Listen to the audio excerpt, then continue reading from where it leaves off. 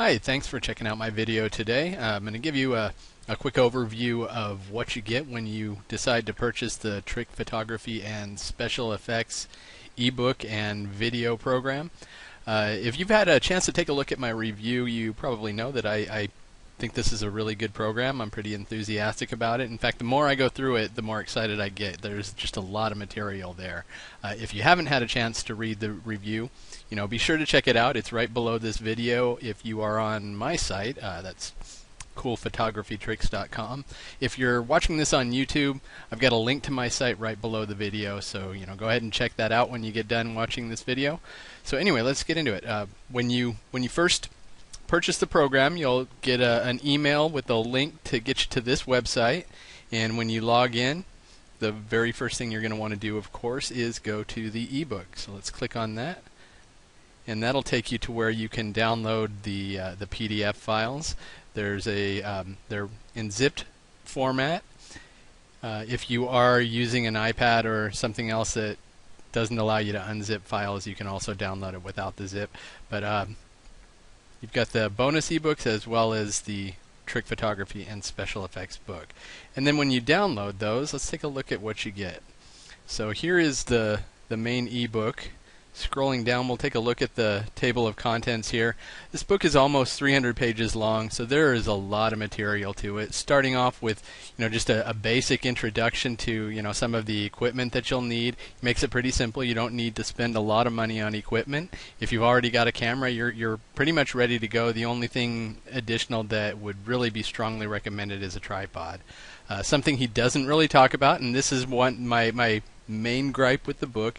He does mention, but doesn't really get into detail about it. Photoshop is not essential. You can do pretty much everything using the GIMP, which is 100% free. So far, I haven't tried everything that's in the book, but of the things that I've tried, the GIMP has worked great. So, I don't think you need Photoshop, and of course I'll update you. If I come across anything that is just not possible to do with the GIMP, I'll let you guys know. Once you get past that, you get into light painting and long exposures. To me, this is one of the funnest parts of the entire thing. Painting with light, you can get some really cool effects doing that, and it's not a really difficult thing to do. It does take a lot of experimentation. Some of your shots aren't going to turn out perfect, but to me, that's part of the fun of it. Is that you can just play around with things. He talks about some of the different types of light you can use, how to make your own lights of multiple colors and all different kinds of things like that. He talks about playing with fire. So if you have pyromaniac tendencies, that might be a lot of fun for you. It's something I'd like to try. I live in kind of a dry area, and even though it's technically our rainy season right now, I'm not sure if it's a great idea, but I might go out to the beach or something like that one of these days and try that out. It seems like it'd be a lot of fun. Star trails, that's another one of those things that I'm really looking forward to trying out this summer, going up to the mountains and taking some long exposures of the stars moving across the sky. And then the next chapter, Trick Photography and Special Effects, starts off with in-camera illusions, which are the things that you can do that don't require any software whatsoever. Most of them are fairly simple, but they can give some pretty dramatic effects, even though they're not real hard to do. One of the things he does talk about is the transparent computer screen, the transparent monitor. You can do that either with Photoshop or without, and I've done it in the GIMP. In fact, there's an example of that on my site. It's not the greatest picture. I'm by no means a pro. I'm still learning at this myself, but I'm having a lot of fun doing it, and this is something that I can see myself spending many hours on. 3D photography, that was kind of a surprise to me. I wasn't expecting it, but again, that's it's a pretty cool effect. Generally, it's best if you're using multiple cameras, but they don't have to be expensive cameras. You can use a couple point-and-shoot cameras, and in fact, it is actually possible to do it using only one camera and a tripod. Talks about the post-processing that's necessary for that, the ways that you actually view the 3D photos. Then he gets into high-speed photography, which is something that sounds like it'll be a lot of fun. I haven't had a chance to experiment with it yet, but if you've ever seen pictures, like I remember as a kid, my neighbor had a poster of a bullet going through an apple, which was is a really dramatic picture, and that's the type of thing that he's talking about here. It may require some extra equipment. You know, there's a controller that helps out a lot. It can be done without the controller in some cases. You're not going to get anything like a bullet flying through an apple, but you know, something that's not quite that fast you might be able to do without that controller. You know, so you may not need to invest a whole lot extra in anything other than a flash. Generally, you will need a flash for this, and not just the flash that's on your camera, but you know, you need an off-camera flash. Bubbles, smoke. He shows you how to make fake smoke.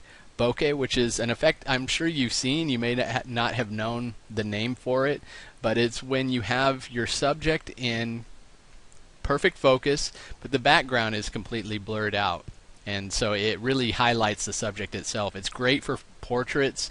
A lot of times you'll see maybe a picture of a flower, and the one flower is completely in focus, and you can see there's kind of a blurred background of flowers behind it or grass behind it. Really cool effect, and it's not hard to do at all, but he explains, you know, what's required, what type of lenses you would need to use, all of that kind of stuff. Double exposures, you can do that in a lot of cases even with just the camera. You don't necessarily need to use software for that. Infrared photography, that may require a modification of your camera. So if you've got an older camera that you don't use a whole lot anymore, this might be a good way to repurpose it. But depending on the camera that you have, you might be able to do it just using a filter. You may not even need to modify your camera at all. And there's a lot more in this, you know, and there are tons of example photos in both the book and the videos showing you, you know, what to expect, how not just how to do the effect, but what it's going to look like or what it should look like when you're done. Then he gets into Photoshop projects, and like I mentioned, everything I have tried so far can be done in the GIMP. So I will keep you updated. I'm sure there's a good possibility that I may run across something that is going to be just impossible or that I'm not yet able to figure out in the GIMP. I'm by no means a GIMP expert, but so far the things I've tried have been pretty easy to adapt to the GIMP. You know, things like layer masks, it's definitely available in the GIMP, so anything that requires a layer mask, you can do that in the GIMP just as easy as you can in Photoshop. So multiplicity is a good example. That's where you have your subject repeated several times in a single image or a single scene. Levitation photography, that's something I'm looking forward to trying. Haven't done it yet, so I can't say for sure whether that's doable using the GIMP. But again, I'll let you know. Fake tilt shift photography. Tilt shift, you've probably seen examples of it. You may or may not know what it's called, but it's basically when you have a photograph of, typically it's going to be something taken from above, you know, so you're looking down maybe on a cityscape, and all the cars and buildings, they look like tiny little models. They look like, you know, maybe a model train set type of thing. It's a really cool effect, and generally it requires a pretty expensive lens to get that effect right, but it can actually be duplicated pretty well using software, and that can be done in the GIMP. I've done it myself. He also gives you some recommended additional reading, which I haven't really checked out, but it's nice to have some extra resources that you can take a look at. And then of course you've got the bonus materials, which is just kind of a nice add-on. I think the book was well worth the $47 cost in itself, but then you get some additional materials as well.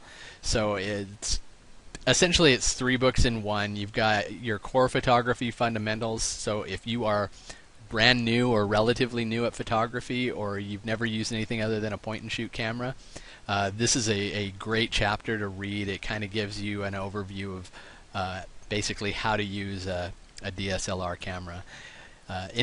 Introduction to external flash.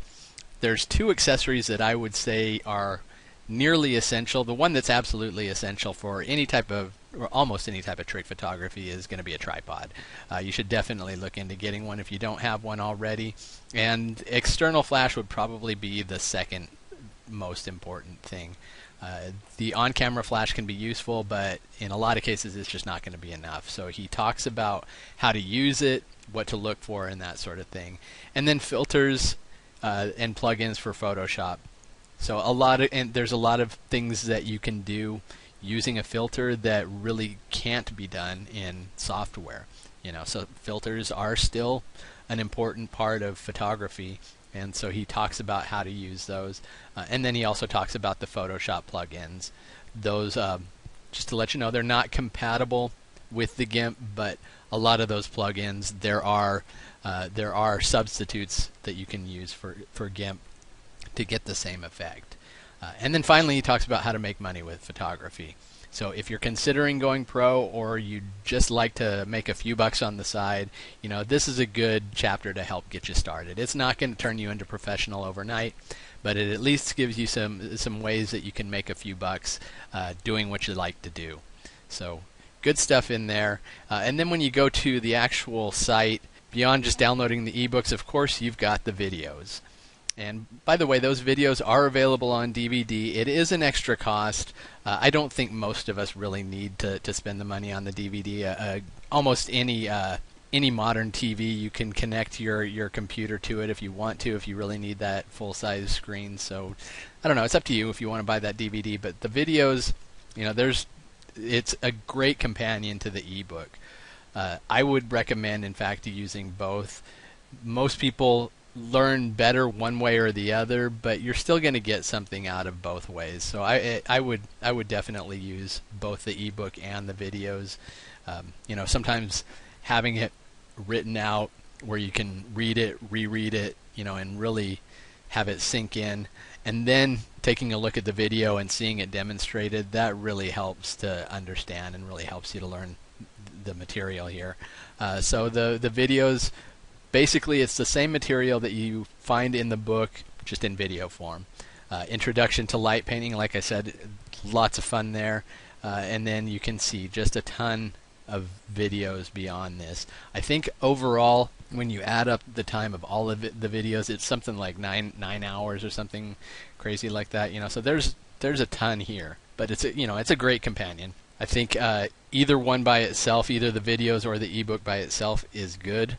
But when you have both together, you know, that's what really brings the value here. So you've got then the trick photography and special effects. Again, just parallels that chapter in the book. Forced perspective is a fairly simple technique. You can, you know, kind of see how it's done. It's a great way to get started in trick photography and you know, just take some fun pictures. And when you get the shot just right, you know, sometimes the effect can be really dramatic. The shadow heart, that's another one. Really simple, but it's a cool effect. People really like it.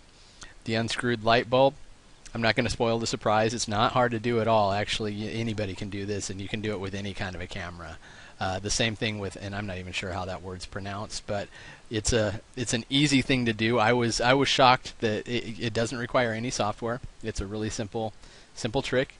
All you'll need is your computer screen and a camera, and then just tons more here. And then finally, the last chapter, the Photoshop projects. And this is one I'm going to have to do a lot more experimenting, trying to adapt these to the GIMP. But layer masks, like I mentioned earlier, it's something that you can easily adapt. Anything that uses layer masks you can do in the GIMP just as easily as you can in Photoshop. This picture here, I didn't duplicate it, but I did get what I think is a pretty cool idea from it, and I haven't yet posted that on my site, but I will in the next couple of days. So, you know, give me some feedback on that. Let me know what you think of it. Not difficult to do. It does require software, as you can, you know, imagine, but I used the GIMP and it worked just fine. So anyway, great value here. It's definitely worth $47. It used to sell for a little over twice that, and I think even at that price, I think it was worth it. But for $47, it's almost a no-brainer, especially when you consider that there is a 60-day, no questions asked, money-back guarantee. I have not seen any reason to take advantage of that money-back guarantee. I have no intention of requesting a refund because I think it was well worth the money. But I have experience with ClickBank, which is the company that fulfills the orders, and they are painless to deal with. If you, I have requested refunds on other products from them in the past, and it's not a problem at all. There's no hassle whatsoever. So, you know, like I say, there's no risk here. If you're at all interested in this, I definitely recommend check it out. You know, let me know what you think. Give me some feedback on this video. Give me some feedback on the program if you decide to try it out. And yeah, I look forward to hearing from you. So thank you for checking out the video, and Hope you have a great day.